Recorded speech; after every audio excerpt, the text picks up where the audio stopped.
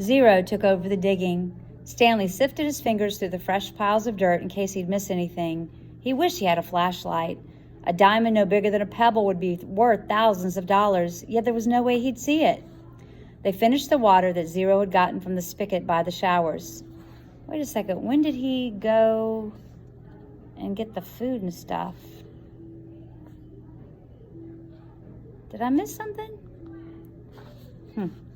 Anyway, where to go? Blah, blah, blah, blah, blah. They finished the water that Zero had gotten from the spigot by the showers. Stanley said he'd go fill the jars again, but Zero insisted that he do it instead. No offense, but you make too much noise when you walk. You're too big. Stanley returned to the hole. As the hole grew wider, parts of the surface kept caving in. They were running out of room. To make it much wider, they would first have to move some of the surrounding dirt piles out of the way. He wondered how much time they had before the camp woke up. How's it going? Zero asked when he returned with the water. Zero shrugged one shoulder. He brought the shovel down the side of the hole, shaving off a slice of the dirt wall. As he did so, he felt the shovel bounce off something hard. What was that? Zero asked. Stanley didn't know. He moved his shovel up and down the side of the hole. As the dirt chipped and flaked away, the hard object became more pronounced. It was sticking out of the side of the hole about 1.5 feet from the bottom.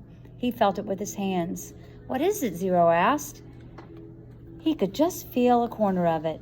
Most of it was still buried.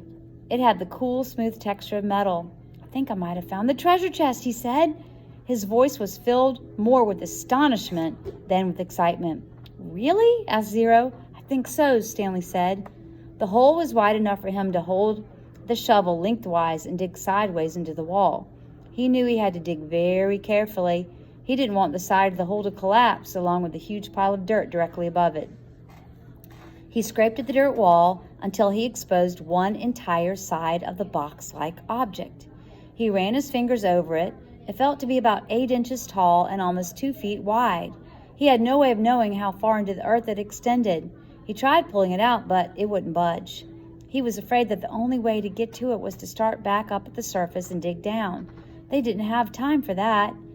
I'm going to try to dig a hole underneath it, he said. Then maybe I can pull it down and slip it out. Go for it, said Zero. Stanley jammed the shovel into the bottom edge of his hole and carefully began to dig a tunnel underneath the metal object. He hoped it didn't cave in. Occasionally he'd stop, stoop down, and try to feel the far end of the box. But even when the tunnel was as long as his arm, he still couldn't feel the other side. Once again he tried pulling it out, but it was firmly in the ground. If he pulled too hard, he feared he'd cause a cave-in. He knew that when he was ready to pull it out, he would have to do it quickly before the ground above it collapsed. As his tunnel grew deeper and wider and more precarious, Stanley was able to feel latches on one end of the box and then a leather handle. It wasn't really a box. I think it might be some kind of metal suitcase, he told Zero. Can you pry it loose with the shovel? Zero suggested. I'm afraid the side of the hole will collapse. You might as well give it a try, said Zero. Stanley took a sip of water. Might as well, he said. He forced the tip of the shovel between the dirt and the top of the metal case and tried to wedge it free. He wished he could see what he was doing. He worked the end of the shovel back and forth, up and down, until he felt the suitcase fall free. Then he felt the dirt come piling down on top of it. But it wasn't a huge cave-in. As he knelt down in the hole, he could tell that only a small portion of the earth had collapsed. He dug with his hands until he found the leather handle, and then he pulled the suitcase up and out of the dirt. I got it, he exclaimed. It was heavy. He handed it up to Zero. You did it, Zero said, taking it from him. We did it, said Stanley. He gathered his remaining strength and tried to pull himself up out of the hole. Suddenly, a bright light was shining in his face. Thank you, said the warden. You boys have been a big help. Oh, no! Oh, I'm so mad. Oh, gosh. Let's keep going and see what happens next. Chapter 45. The beam of the flashlight was directed away from Stanley's eyes and onto Zero, who was sitting on his knees. The suitcase was on his lap. Mr. Pendanski was holding the flashlight. Mr. Sir stood next to him with his gun drawn and pointed in the same direction. Mr. Sir was barefoot and bare-chested, wearing only his pajama bottoms. The warden moved toward Zero. She was also in her bedclothes, wearing an extra-long T-shirt. Unlike Mr. Sir, however, she had on her boots. Mr. Pendanski was the only one fully dressed. Perhaps he had been on guard duty. Off in the distance, Stanley could see 2 more flashlights bobbing toward him in the darkness. He felt helpless in the hole. "You boys arrived just in the nick," the warden started to say. She stopped talking, and she stopped walking. Then she slowly backed away.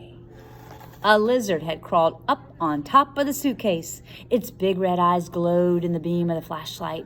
Its mouth was open, and Stanley could see its white tongue moving in and out between its black teeth.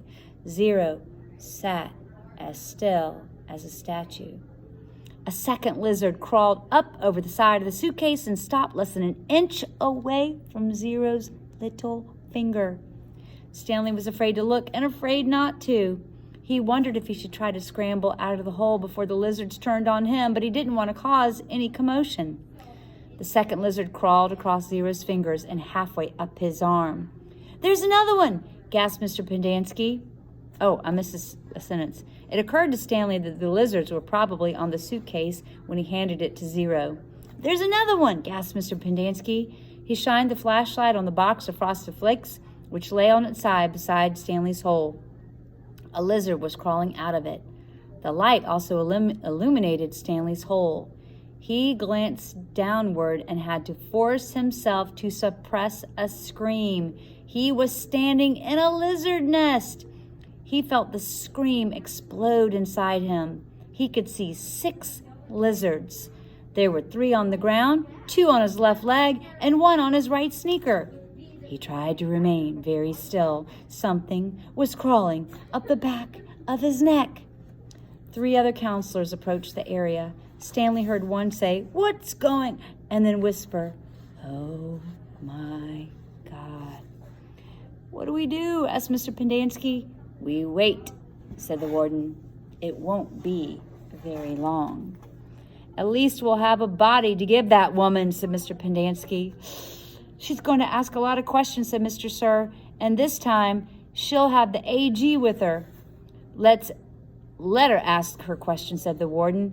"Just so long as I have the suitcase. I don't care what happens. Do you know how long—" Her voice trailed off, then started up again. "When I was little, I'd watch my parents dig holes every weekend and holiday. When I got bigger, I had to dig too, even on Christmas."